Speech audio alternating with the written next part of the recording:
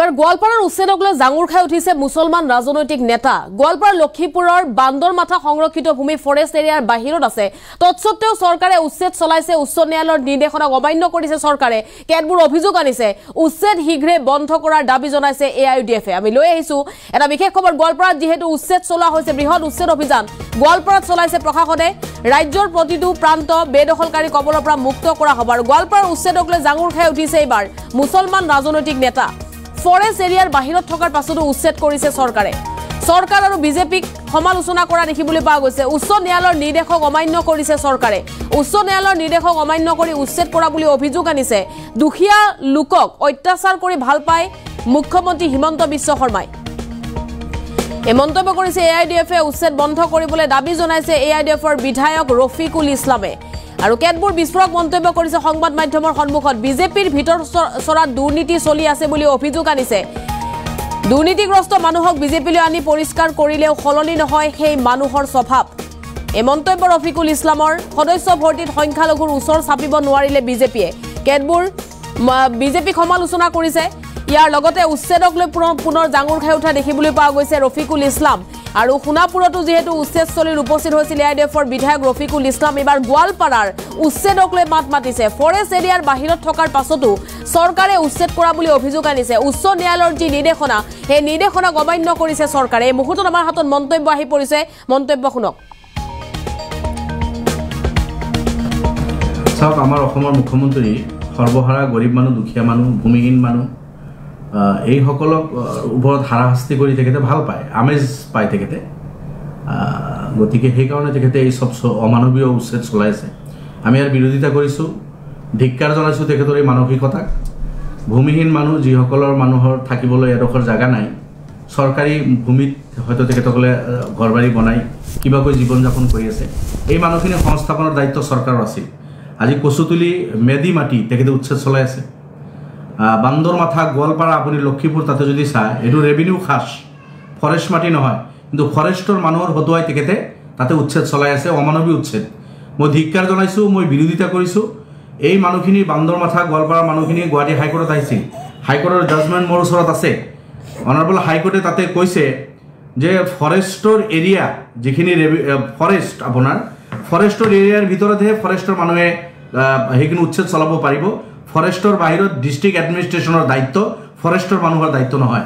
কিন্তু অসমৰ মুখ্যমন্ত্ৰী তেখেতে ফৰেষ্টৰ হতুৱাই বান্দৰমাথা যিটো ৰেভিনিউ খাছ, যোৱা ডেলিমিটেশ্যনতো যিটো ৰিপৰ্ট দিছে, তাৰপিছতো ৰেভিনিউ খাছ হিচাপে সেইটো এটা ভিলেজ হিচাপে গণ্য হৈছে। সেই গাঁৱত প্ৰাইমাৰী স্কুল আছে, সেই গাঁৱত আপোনাৰ ME স্কুল আছে, অংগনবাদী চেণ্টাৰ আছে, পকী ৰাস্তা হৈছে, ইলেক্ট্ৰিফিকেশ্যন হৈছে, আপোনাৰ PSCৰ ৱাটাৰ ছাপ্লাই স্কিম তাতে দিয়া হৈছে। এটা গভৰ্ণমেণ্ট ৰেভিনিউ খাছ, এই গোটেইখিনি সুবিধাত সেই গাঁওখনত থকাৰ পিছতো আজি ফৰেষ্টৰ যোগেদি মুখ্যমন্ত্ৰীয়ে বান্দৰমাথা এই গাঁওখন উচ্ছেদ কৰিছে। মই জোৰদাৰভাৱে বিৰোধিতা কৰিছোঁ।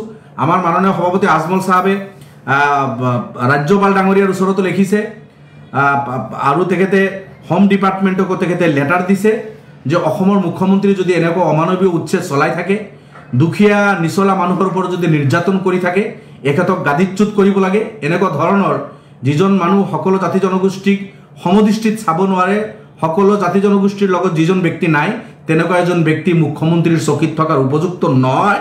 গতিকে মাননীয় ৰাজ্যপাল মহোদয়, আপুনি বিহিত ব্যৱস্থা ল'ব লাগে বুলি আজমল চাহাব ইতিমধ্যে দাবী জনাইছে।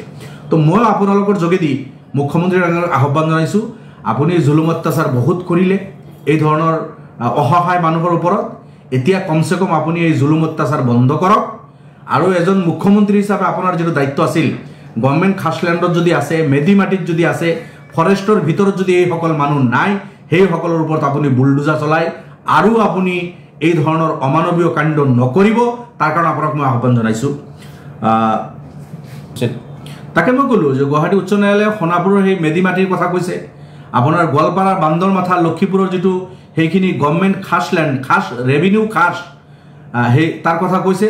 কিন্তু মুখ্যমন্ত্ৰীয়ে জবৰদস্তি ফৰেষ্টৰ মাটি কৈ, ট্ৰাইবেল বেল্ট এণ্ড ব্লক কৈ তেখেতে যিটো অমানৱীয় উচ্ছেদ কৰি আছে, তেখেতে হাইকোৰ্টৰ মানে আপোনাৰ জাজমেণ্টকো তেখেতে অৱমাননা কৰি আছে। আৰু ফৰেষ্টৰ মাটি নহয়, কিন্তু ফৰেষ্টৰ মাটি বুলি ক্লেইম কৰি বান্দৰমাথাত যিটো উচ্ছেদ চলাই আছে, বা কচুতলিত ৰেভিনিউ আপোনাৰ ৰেভিনিউ খাস আছে তাতে কচুতলিত আপোনাৰ মেদি মাটিত মানুহে বসবাস কৰিছে এই মানুহখিনিক ক্ষতিপূৰণ দি এই মানুহখিনিক বেলেগ জায়গাত সংস্থাপনৰ ব্যৱস্থা কৰি তেখেতে যদি সেই মাটিৰ প্ৰয়োজন আছিল তেনেকুৱা ব্যৱস্থা ল'ব পাৰিলেহেঁতেন কিন্তু মেদি মাটিত থকা এজন ব্যক্তিক ক্ষতিপূৰণ নিদিয়াকৈ গভৰ্ণমেণ্ট খাস ল্যাণ্ডত আছে সেইজনক বেলেগে সংস্থাপন নিদিয়াকৈ যেটো অমানৱিক উচ্ছেদ তেখেতে চলাইছে কচুতলি হওক গোৱালপাৰাৰ বান্দৰমাথাই হওক এই সব অমানৱিক উচ্ছেদ তেখেতে অতি সোনকালে বন্ধ কৰাৰ দৰকাৰ বন্ধ কৰা উচিত তেখেত যাতে কোৰ্টৰ এই কোৰ্টক অবমাননা নকৰি কোৰ্টক অবমাননা কৰি এই ধৰণৰ কাৰ্য যাতে চলাই নাথাকে উলিয়াই পিনে কোটি কোটি টকা লুণ্ঠনো কৰিছে সব বিজেপিৰ ভিতৰৰ চৰাত যে কিমান মানে দুৰ্নীতি চলি আছে আপুনি চাব বিভিন্ন অফিস আদালতৰ পৰা আৰম্ভ কৰি বিভিন্ন সিন্ডিকেট মানুহ অতিষ্ঠ হৈছে দুৰ্নীতিৰ কাৰণে মুখ্যমন্ত্ৰী ডাঙৰীয়া মুখতে কয় শূন্য সহনশীলতাৰ কথা দুৰ্নীতিৰ কৰিব নিদিয়ে তেনেকুৱা ধৰণৰ কথা কিন্তু ইমান দুৰ্নীতি হিপাইছে আৰু গোটেইখিনি ভুক্তভোগী সৰ্বসাধাৰণ ৰাইজ হ'ব লগা হৈছে এতিয়া বিজেপিৰ কিছুমান মৰ্চা কিছুমান দলৰ নেতা এতে নতুন নহয় মাজে মাজে ফচি আছে এনেকুৱা এইটো অসীম দাস নামৰ এইজনে ভুৱা ৱাৰ্ক অৰ্ডাৰ ওলাই কোটি কোটি টকা লুণ্ঠন কৰিছে এতিয়া যি আপোনাৰ অনলাইন ট্ৰেডিঙৰ কথা ওলাইছে গোটেইকেইটা মিলি প্ৰায় 20,000 কোটি টকা অসমীয়া লুটি ল'লে এইবিলাকৰ লগতো এতিয়া কোন কোন জড়িত আছে খুদ বিজেপিৰ নেতা পালি নেতা বহুতৰ নাম আহি আছে সেইসকল জড়িত থকাৰ কথা হৈ আছে যাৰ কাৰণে ভালদৰে ইনকুৱাৰীবিলাক হৈ থকা নাই আপোনাৰ APSCৰ কেলেংকাৰী আধা ইনকুৱাৰী হয় আধা নহয়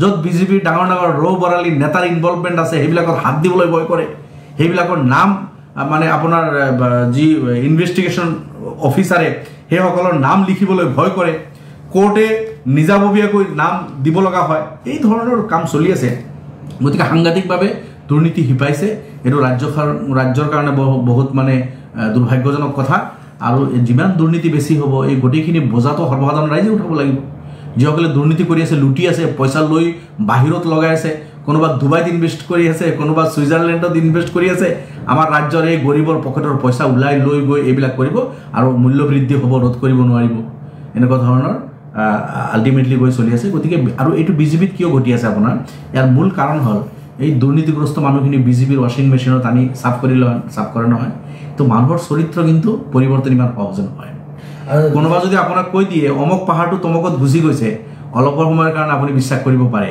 হয়তো এই পাহাৰটো কাটি কোনোবা বেলেগ জায়গাত পাহাৰ এটা বনাই দিলে তো মানুহ এজনৰ চৰিত্ৰ যদি কয় এইজনৰ চৰিত্ৰ বদলি গৈছে ইমান সোনকালে মানুহ এজনৰ চৰিত্ৰ কিন্তু চেঞ্জ নহয় চৰিত্ৰ এতিয়া দুৰ্নীতিগ্ৰস্ত সাংঘাতিক দুৰ্নীতিত পদ যোৱা ব্যক্তি একজন ৰাতাৰাতিৰ ভিতৰত বিজেপিত জইন কৰি দিলে একেবাৰে ৱাশ্বিং মেচিনত ধোৱা তুলসীৰ পাত হৈ বিজেপিৰ পৰা ওলাই আহে আৰু সেই ব্যক্তিসকল যেতিয়া বিজেপিত টিকিলগিলাই আছে তেতিয়াহ'লে এই ধৰণৰ দুৰ্নীতি চলিয়ে থাকিব আৰু অসীম দাস জন্ম হৈয়ে থাকিব এনেকুৱা ডাঙৰ কাণ্ড হৈ থাকিব বিজেপি সদস্যতা চাওক আমাৰ অসমৰ মুখ্যমন্ত্ৰী